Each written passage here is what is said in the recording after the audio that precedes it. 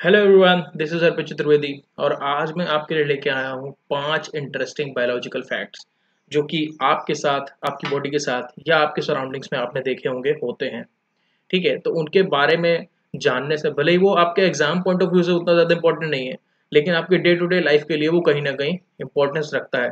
तो चलिए देखते हैं कौन से हैं वो 5 बायोलॉजिकल इंटरेस्टिंग फैक्ट्स।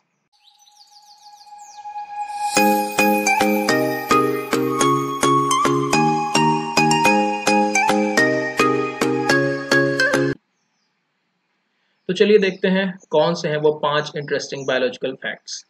तो सबसे पहले मैं ये जान लीजिए कि इस वीडियो में हमें आगे क्या मिलने वाला है। इस वीडियो में हम बात करेंगे इन 5 फैक्ट्स के बारे में।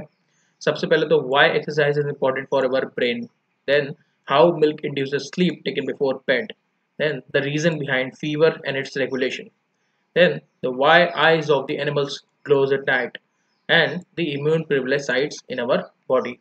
So let's start with the very first fact, like why and how exercise affects our brain. ये बहुत ही इंपॉर्टेंट टॉपिक है क्योंकि हम आजकल की जनरेशन जो कि ज़्यादातर अपने मतलब अभी तो ऐसा रहा ही चल रहा है, पैंडेमिक की वजह से आपको घर पे ही रहना पड़ता है, लेकिन एक्सरसाइज एक ऐसी चीज़ है जो कि हमारे ब्रेन के लिए, फिजिकल हेल्थ के साथ साथ मेंटल हेल्थ के लिए बहुत ही ज़्यादा इंपॉर्टेंट है, क्योंकि वो एक ऐसा मिरेकल करती है जो कि नॉर्मली हम लोग परफॉर्म नहीं कर सकते। तो वो क्या चीज़ है? वो है सेक्रीशन ऑफ BDNF। एक्सरसाइज करने से क्या होता है, हमारे बॉडी में BDNF का सेक्रीशन होता है। BDNF is brain derived neurotrophic factor. BDNF plays an important role in the neuronal survival and growth, serve as a neurotransmitter modulator, and participate in the neuronal plasticity, which is essential for learning and memory।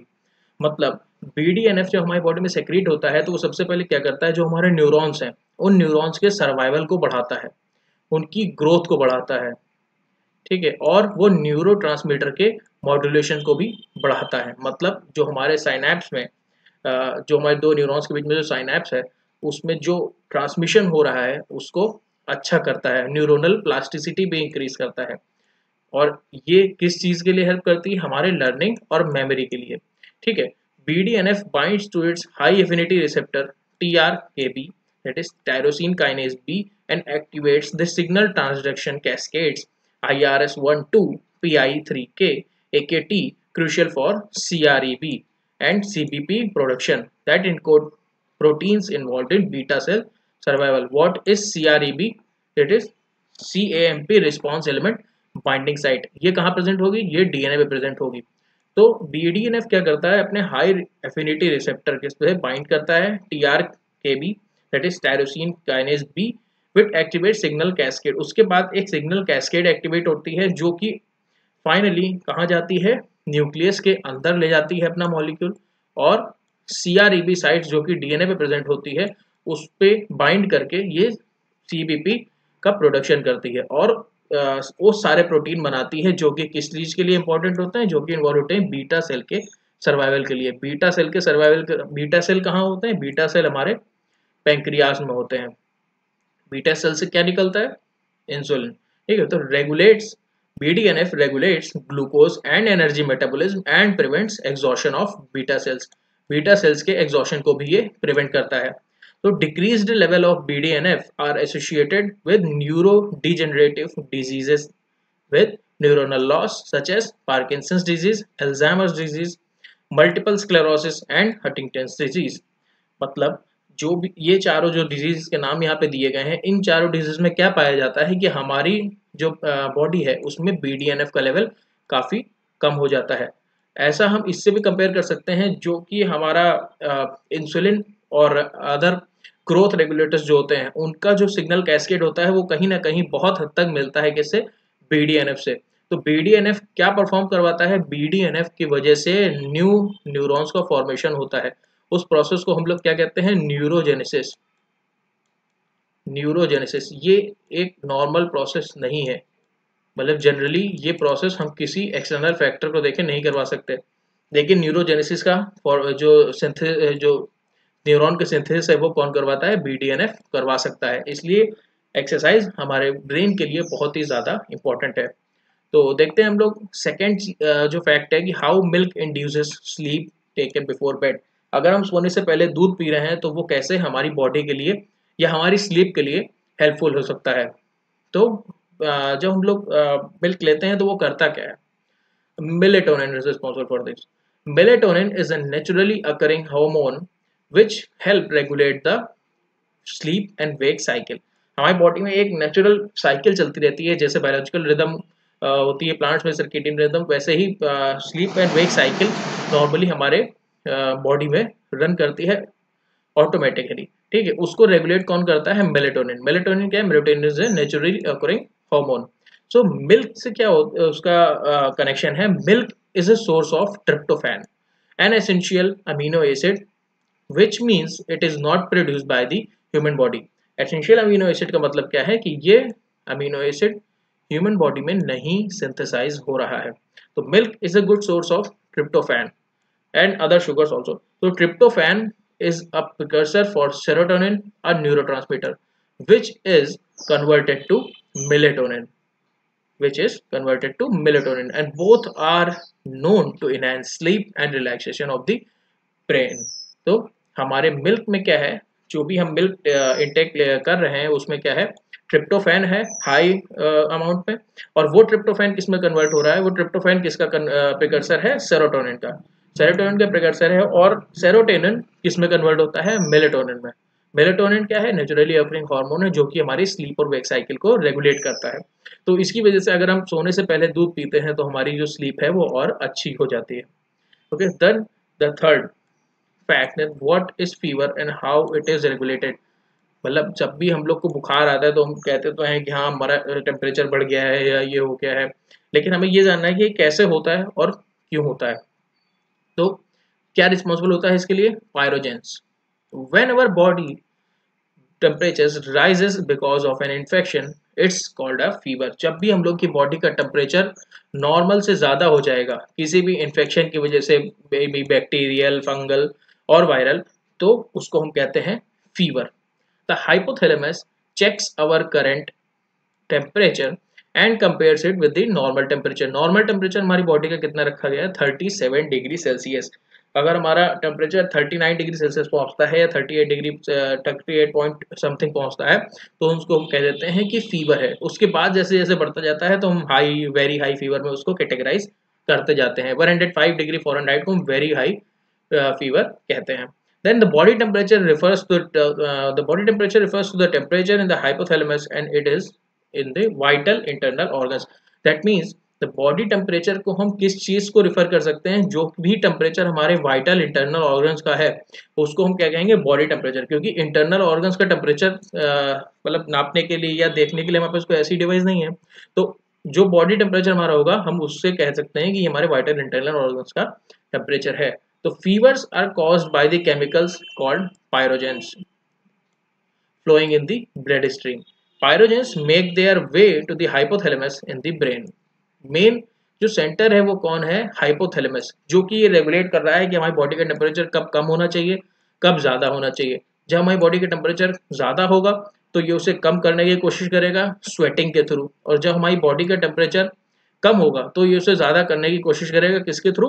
Alternative oxidase use करके, mitochondria के through. ठीक है, which is in charge of the regulating body temperature. Body temperature को regulate hypothalamus ही करता है, लेकिन उसको signal कौन यहाँ पे दे रहा है? पायरोजन। ये पायरोजन कहाँ से आ रहा है? ये केमिकल कहाँ से आ रहा है? When pyrogen bind to certain receptor in the hypothalamus, body temperature raises. अब ये इसको बता तो रहा है कि तुमको टेम्परेचर बढ़ाना है बॉडी का, लेकिन ये कहाँ से सिक्रीट हो रहा है? It is secreting its get secreted from the macrophages. ठीक है, अब होता क्या है? कोई भी अगर बैक्टीरिया या वायरस या फंजाई या कोई भी फॉरेन पार्टिकल जो हमारी बॉडी में एंट्री करता है तो हमारे इम्यून सेल्स जो होते हैं, इम्यून सेल्स उस पर अटैक कर देते हैं, और उसमें से एक है मैक्रोफेज। मैक्रोफेज क्या करता है? हमारे फॉरेन पार्टिकल को इंगल्फ कर लेता है और उसको डाइजेस्ट करने की कोशिश करता है। फिर वो बताता है अपने आसपास वाले सेल्स को अलग अलग फैक्टर सेक्रेट करके कि कोई भी ऐसा फॉरेन सब्सटेंस बॉडी में एंट्री लिया है। ठीक है, तो वो उसमें से एक होता है इंटरल्यूकिन 1। इंटरल्यूकिन 1 एक क्लासिक पायरोजन है जो कि मेजरली रिस्पॉन्सिबल होता है टेम्परेचर रेज करने के लिए। इंटरल्यूकिन 1 सेक्रेट होता है, ये एक तरीके का पायरोजन है जो कि जाता है कहाँ? हाइपोथैलेमस के पास, और हाइपोथैलेमस क्या करता है? बॉडी टेम्परेचर को बढ़ा देता है, जिससे हमें फीवर आ जाता है। तो हम बात करते हैं why eyes of animals glows at night. जब भी आपने देखा होगा, आप रात में अगर जा रहे हैं कहीं पे भी रोड पे या कहीं अकेले घूमने जा रहे हैं, आप देख रहे हैं अगर आपकी कार की या आपकी कोई भी व्हीकल की लाइट किसी भी एनिमल के आइस पे पड़ती है, चाहे वो कैट हो, डॉग हो या काउज, अदर अगर उनके आइस पे पड़ती है तो वो वहाँ पे हमको रिफ्लेक्शन देखने को मिलता है। जैसे कि ये फोटो में भी दिखाया हुआ है, ये कैट्स की आइज में रिफ्लेक्शन देखने को मिल रहा है जब इनका फोन का फ्लैश इन पे पड़ रहा है। ठीक है, तो ये क्यों होता है? तो this is because of the presence of the layer called टेप्टम lucidum. इसका लैटिन वर्ड क्या है? ब्राइट टेपेस्ट्री और कवरलेट। ठीक है, एक तरीके की कवरिंग। टेप्टम लूसिडम कहाँ प्रेजेंट होती है? टेप्टम lucidum is a layer of tissue in the eye of many vertebrates, lying immediately behind the retina. It is the retroreflector. मतलब अगर हम आई का अपना स्ट्रक्चर देखें, अपना नहीं मतलब एनिमल्स का, ये जिनमें भी ये प्रेजेंट होती है, तो ऐसे करके ये रेटिना होगी और रेटिना के पीछे, रेटिना के पीछे की तरफ हमें क्या देखने को मिलेगा? टेप्टम ल्यूसिडम। टेप्टम ल्यूसिडम। ठीक है, तो it reflects the visible light back through the retina, increasing the light available on the photo receptors. ठीक है, जो भी हमारे फोटो रिसेप्टर हैं यहाँ पे प्रेजेंट होंगे रेटिना पे। ठीक है, तो ये क्या कर रहा है? It reflects the visible light through the retina, increasing the light available on the photo receptor. Photo receptor पे ये जो लाइट पड़नी है उसको इंक्रीज कर रहा है। किस फिनोमिनन से? इंटरफेरेंस के फिनोमिनन से। The tapetum lucidum contributes to the superior night vision of some animals. Many of these animals are nocturnal यानी कि जो कि रात में घूमते हैं बाहर, या रात में मेजरली वो मतलब एक्टिव रहते हैं, specially carnivores like Lions etcetera, while others are deep sea animals. Deep sea animals मतलब वहां पे भी ज्यादा रोशनी नहीं पहुंच पाती है सन की, इसलिए वो भी इस फिनोमेनन को यूज करते हैं। In the cat the tapetum lucidum increases the sensitivity of the vision by 44%, allowing the cat to see light that is imperceptible to the human eyes. मतलब ह्यूमन से 44% ज्यादा सेंसिटिव विजन होता है रात में कैट्स का। अब ऐसा ये फिनोमिनन होता क्या है?